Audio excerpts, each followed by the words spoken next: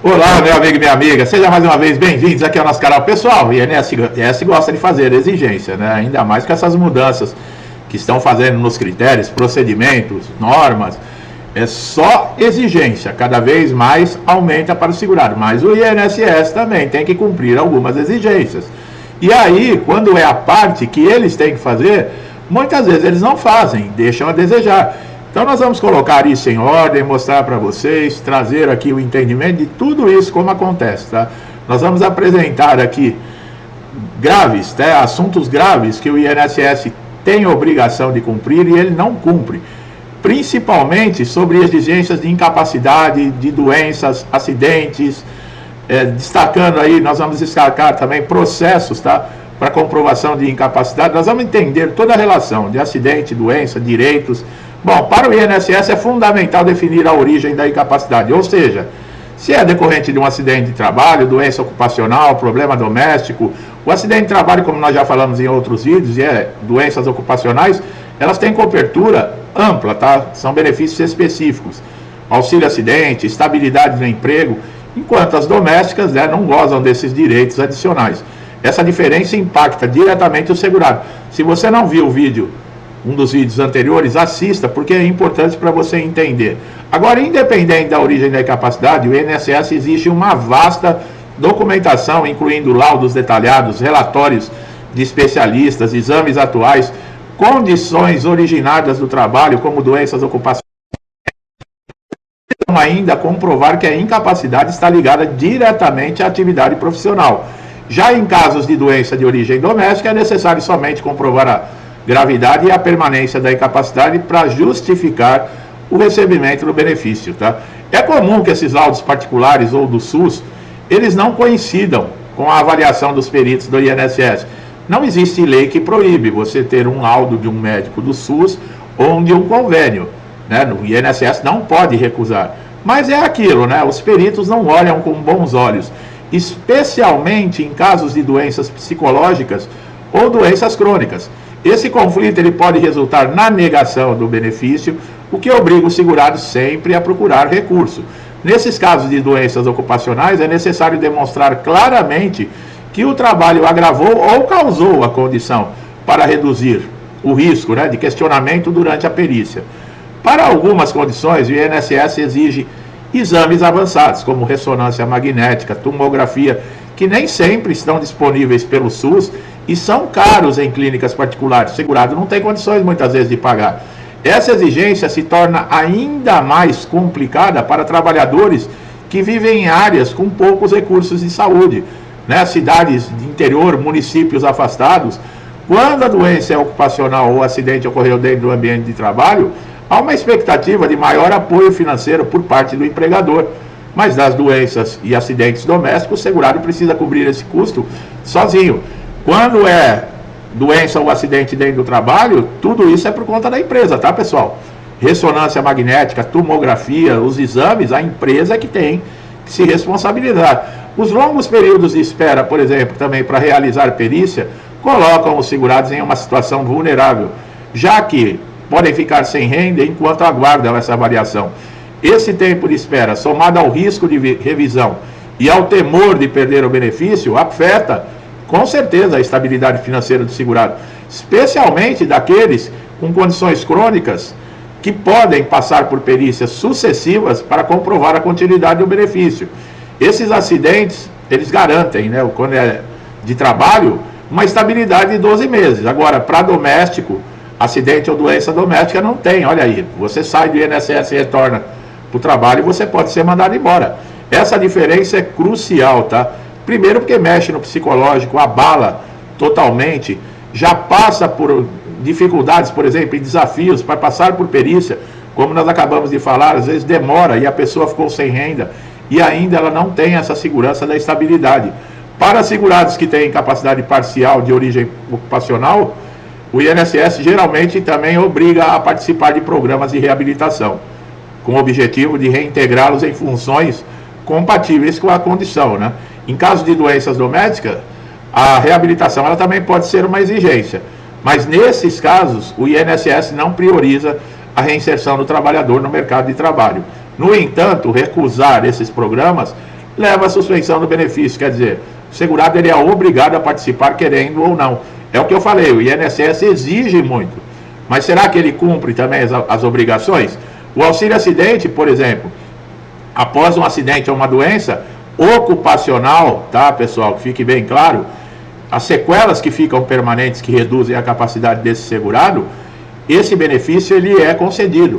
O que acontece? Ele é um benefício indenizatório que a pessoa vai retornar ao trabalho, ela tem uma sequela que reduziu a capacidade, mas não a impede muitas vezes até de retornar na mesma função. Tá? E ela recebe novamente o salário dela normal e a metade daquilo que ela recebia, por exemplo, de auxílio-doença. Quer dizer, geralmente é perto de um outro salário pela metade. Então você recebe o salário inteiro da empresa, mais essa parte do INSS, que é quase a metade de um outro salário. Portanto, é um dos melhores benefícios. Melhor assim, né? Já que você vai receber do INSS, porque ele permite que você retorne ao trabalho e ainda você tem essa parte indenizatória. Mas lembrando, isso somente para acidente e doença ocupacional, tá? Agora, também é necessário provar o nexo causal, tá? Entre a doença e a atividade profissional. Mostrar o que causou, o que agravou a condição. Já nos acidentes domésticos não existe isso, tá? E é aquilo, né? A documentação ela deve ser sempre clara, tá? Porque tanto nos dois casos, ou da doença, acidente ocupacional ou doméstico, você tem que ter a comprovação. E o INSS é rígido, tá? Nessas exigências. Quando surge, por exemplo, também a exposição a agentes nocivos no ambiente de trabalho, podem dar direito à aposentadoria especial com o tempo de contribuição reduzido, tá? Nós já falamos isso também em outros vídeos. Esse direito está previsto para condições relacionadas ao trabalho. Ele não é válido para a origem doméstica, né? Como eu falei brincando até nos vídeos anteriores, né? A pessoa usa desinfetante, usa alguns produtos químicos para limpar a casa. Isso não dá direito à aposentadoria especial, tá, pessoal? Isso é só uma brincadeirinha para quebrar o gelo, tá, turma? Casos de acidente de trabalho, o empregado ele tem responsabilidade por tudo o que acontece com o segurado, tá? Desde o seguro de acidente de trabalho, a emissão da CAT.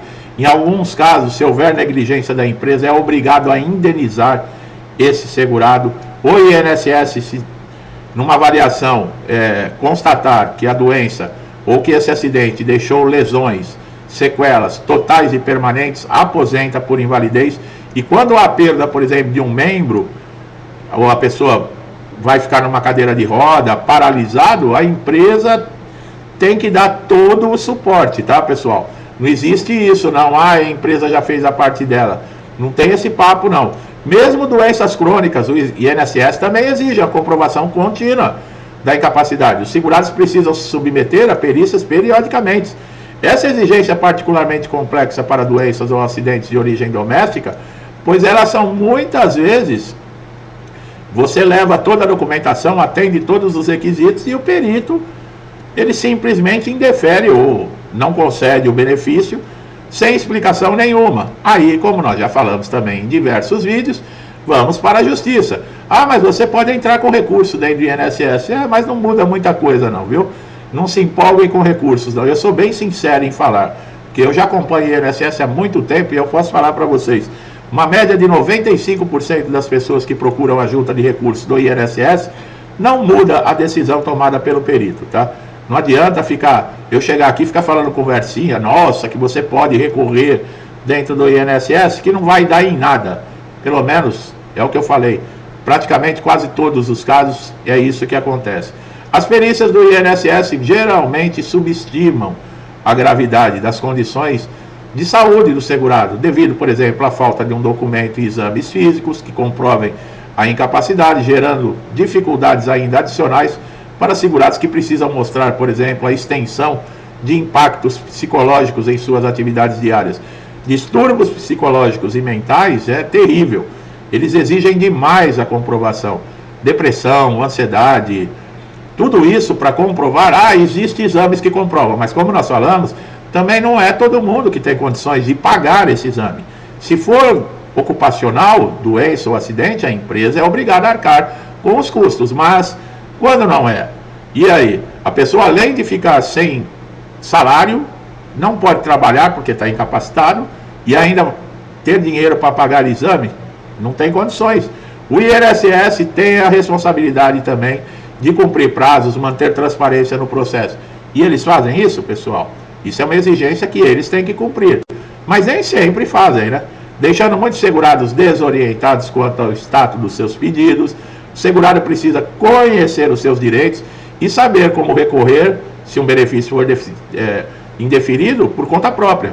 Ou vem aqui no canal buscar informações, onde eu passo atualizações e vocês assistem e sabem o que fazer. Porque se depender do INSS, vocês não têm informação nenhuma. Se a incapacidade é temporária, o segurado ele pode receber o auxílio-doença, mas para uma incapacidade permanente, que seria aposentadoria por invalidez, ela pode ser concedida desde que você cumpra, né, os requisitos necessários.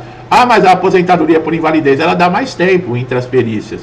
Não está assim não, viu, pessoal? Inclusive agora com essas mudanças de norma e critérios, eu fiz um vídeo falando de aposentados por invalidez para se prepararem para 2025 agora, tá? O INSS vai convocar quem está muitos anos afastado, vai encaminhar para reabilitação profissional. Antes de dar, por exemplo, um indeferimento no benefício, eles vão mandar para reabilitação. Eu dei como exemplo, a pessoa se aposentou porque ela não consegue levantar peso.